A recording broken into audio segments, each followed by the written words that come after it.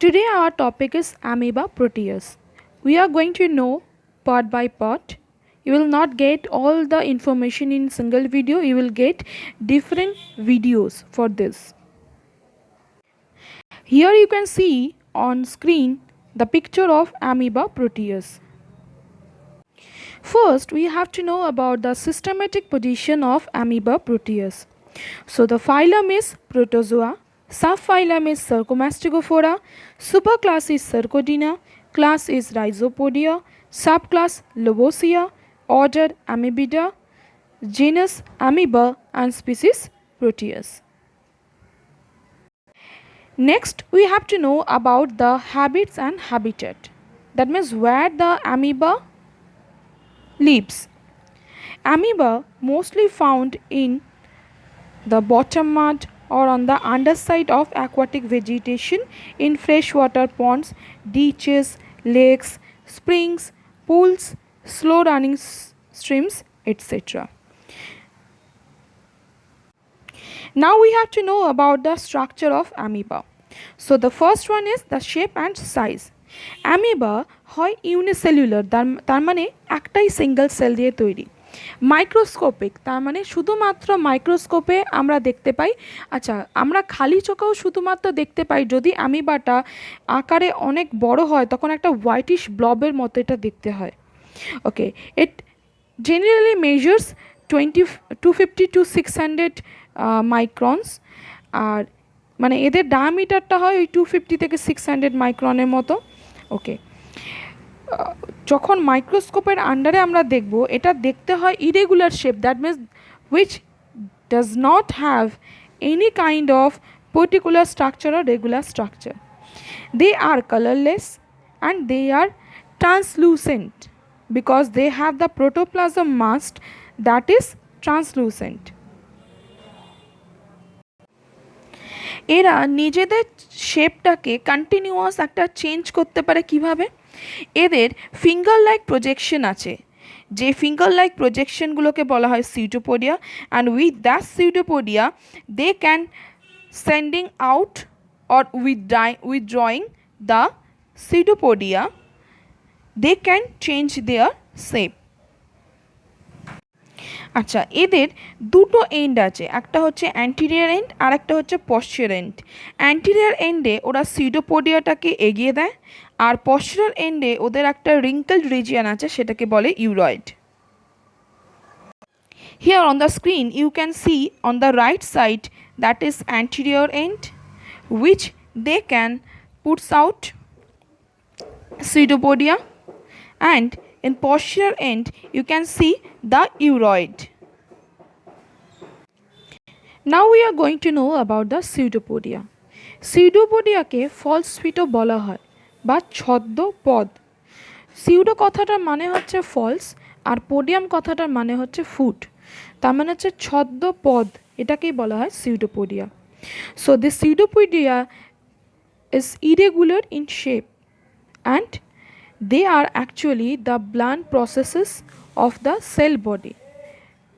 মানে ভোঁতা প্রসেস যেগুলো হয় সেটাকে বলা, বা ভোঁতা অগ্রাংশ যেগুলো হয় সেই অগ্রাংশগুলোই হচ্ছে pseudopodia.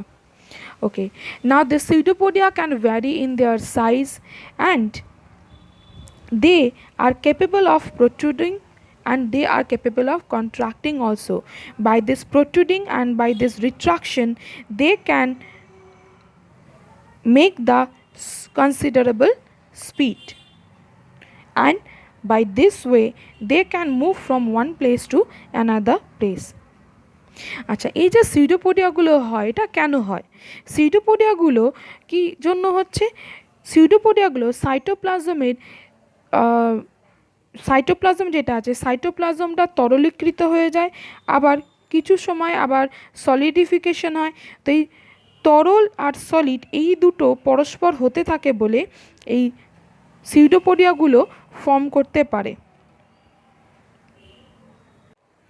যখন ওই সাইটোপ্লাজমগুলো তরল হয়ে যায় তখন সিউডোপোডিয়ার মধ্যে পৌঁছে যায় এবং এইভাবে ওরা সিউডোপোডিয়াগুলোকে আকারে বড় করতে পারে। নেক্সট হলো প্লাজমা লেমা। অ্যামিবার মধ্যে কোনো রকম সেল ওয়াল বা পেলিকেল থাকে না, সেই জন্য এদের গায়ে একটা খুব পাতলা খুব ডেলিকেট একটা প্লাজমা মেমব্রেন থাকে। সেই প্লাজমা মেমব্রেনটাকে বলা হয় প্লাজমা লেমা। এই প্লাজমা লেমাটা ভীষণ selectively permeable, that means they only allow the small molecules and they don't allow the large molecule to pass. Now we are going to know about the cytoplasm. So here it is. এই যে plasma lemma থাকে, plasma লেমার ভিতর দিকে যে dense মাস থাকে সেটাই হচ্ছে cytoplasm, and this cytoplasm contains several organelles within them. Now this can be divided into two types. One is ectoplasm and other one is endoplasm. Ecto মানেই তো জানো যে বাইরের জিনিস, আর এন্ডো মানে ভিতরে। তার মানে যে অংশটা প্লাজমা লেমার ঠিক নিচেতেই থাকে এবং যেটা ভীষণ থিন, ক্লিয়ার এবং ট্রান্সপারেন্ট হয়, that plasma is called as the ectoplasm.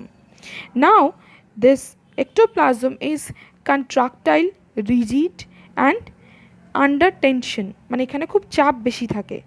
আর কি, এখানে যখন কোনো সিউডোপোডিয়া ফর্ম করে তার টিপে খুব ক্লিয়ারলি দেখা যায় এই এক্টোপ্লাজমকে, যা কিনা হায়ালিন ক্যাপ তৈরি করে। এই যে দেখতে পাচ্ছ তোমরা একটা অ্যামিবার ছবি, এই অ্যামিবার একদম যেটা ব্ল্যাক কালার আউটলাইন করা আছে সেটা হচ্ছে প্লাজমা লেমা। এই প্লাজমা লেমার ভিতর দিকে দেখো যে পোর্শনটাতে কোনো রকম ডটেড গ্র্যানুয়ালস নেই, সেটা হচ্ছে এক্টোপ্লাজম। আর তার ভিতর দিকে যেটা অনেকটা বেশি ঘন হয়ে আছে সেই অংশটা হচ্ছে এন্ডোপ্লাজম।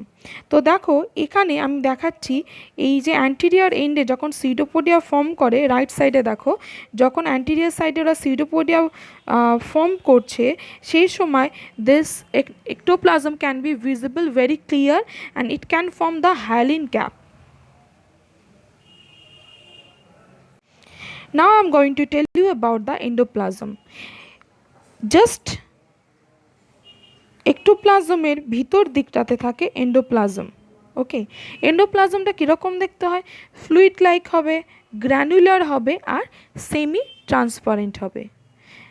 আর এই যে এক্টোপ্লাজম যেরকম আন্ডার টেনশন ছিল, তেমনি এন্ডোপ্লাজমও কিন্তু আন্ডার টেনশনেই থাকবে, মানে প্রেশারের মধ্যে থাকবে। Now we are going to know about the endoplasmic granules. Endoplasmic granules বলতে কি বলছে, যে যখন সাইটোপ্লাজমের মধ্যে যখন আমরা মাইক্রোস্কোপে দেখব তখন আমরা অনেক ধরনের অর্গানেলিস দেখতে পাবো, যেমন ধরো nucleus, contractile vacuole, food vacuole, water globules, এগুলো। তো এন্ডোপ্লাজমিক অর্গানেলিস মধ্যে সবার প্রথমে আমরা দেখতে পাবো নিউক্লিয়াস। তো অ্যামিবা প্রোটিয়াসের ক্ষেত্রে নিউক্লিয়াসটা হয় সিঙ্গেল, একটা চ্যাপ্টা সিঙ্গেল বড় সাইজের নিউক্লিয়াস, যেটা হয় ডিসকয়েডাল এবং বাইকনকেভ, মানে দুদিকটাই উত্তল, দ্বি-উত্তল যেগুলোকে বলে সেগুলো। যেমন হচ্ছে যে হিউম্যানের ক্ষেত্রে যেমন আরবিসি যেরকম দ্বি-উত্তল হয়, ঠিক সেরকম। নেক্সট এবার আমরা যেটা জানবো সেটা হচ্ছে কন্ট্রাকটাইল ভ্যাকুল। কন্ট্রাকটাইল ভ্যাকুল কি? যখন আমরা এন্ডোপ্লাজমের মধ্যে পশ্চিরার এন্ডে কিছু সিঙ্গেল ক্লিয়ার রাউন্ডেড ভ্যাকুয়াল দেখতে পাই, যেগুলোতে কিনা ওয়াটারি ফ্লুইড ভর্তি অবস্থায় থাকে, তাকে আমরা বলি কন্ট্রাকটাইল ভ্যাকুল। এই কন্ট্রাকটাইল ভ্যাকুল কিন্তু একটা কোনো মেমব্রেন দিয়ে ঘেরা অবস্থায় থাকে। Let's have a look here. Here you can see the contractile vacuole in here. This contractile vacuole contains the vacuole which is surrounded by a membrane. Now we are going to know about the food vacuoles. Food vacuoles কিরকম হয়? Food vacuoles are spherical shaped. ঠিক আছে, আর কি এদের মধ্যে water content করতে পারে, আর এরা বিভিন্ন ফুডকে ডাইজেস্ট করতে পারে এন্ডোপ্লাজমের মধ্যে। Here you can see so many food vacuoles. See here.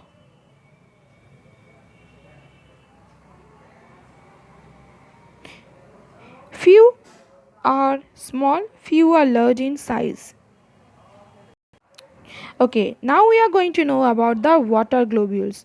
Water globules গুলো কি এন্ডোপ্লাজমের মধ্যে কিছু কালারলেস স্ফেরিক্যাল স্মল সাইজের ভ্যাকুয়াল দেখতে পাওয়া যায় which is with the colorless fluid. They are called as water globules. Here you can see in this picture so many water globules are present. See, on screen you can see so many water globules. Apart from this you can see other granules. First is the endoplasmic reticulum, যেটা কিনা ভেসিকেলের মধ্যে মানে vesicle যেরকম অবস্থায় থাকে সেরকম অবস্থায় টিউবুলের একটা নেটওয়ার্ক ফর্ম করে. Here in this picture you can see the endoplasmic reticulum. See, in the left side you can see the endoplasmic reticulum. Next you can see the ribosome, যেটা কিনা ওই তুমি দেখতে পাবে এন্ডোপ্লাজমের মধ্যে কিছু এন্ডোপ্লাজমিক ভেসিকেলের উপর ছড়িয়ে আছে. আচ্ছা, এরপর দেখবে গলগি বডি, যেটা কিনা sac like tubes which are present in the endoplasm. Okay, in this picture you can see the ribosome here at 7 o'clock. Okay, and you can see the Golgi bodies here. See, this one is the Golgi body. মাইটোকন্ড্রিয়ার মধ্যে অনেক বেশি বা কম ওভালযুক্ত oval এবং কিছু tubular Christie দেখতে পাবে. আচ্ছা, যেগুলোতে তুমি কিনা দেখতে পাবে যে ওরা এই পিকচারের মধ্যে মাইটোকন্ড্রিয়াটা বাঁদিকে দেখলে বুঝতে পারবে যে মাইটোকন্ড্রিয়াগুলো কীরকম স্ক্যাটার্ড অবস্থায় রয়েছে. প্লেটের মতো বাইপিরামিডাল ক্রিস্টাল দেখতে পাবে এবং ফুড স্টোর করা অবস্থায় দেখতে পাবে এন্ডোপ্লাজমের মধ্যে. আর রয়েছে কিছু লাইসোজোম, যেটা স্ফেরিক্যাল হতে পারে আর এন্ডোপ্লাজমের মধ্যে স্ক্যাটার্ড অবস্থায় রয়েছে. ফিলামেন্টাস মাইক্রোটিউবিউলস দেখা যাবে এন্ডোপ্লাজমের মধ্যে. In right side at 3 o'clock you can see the lysosome near the nucleus.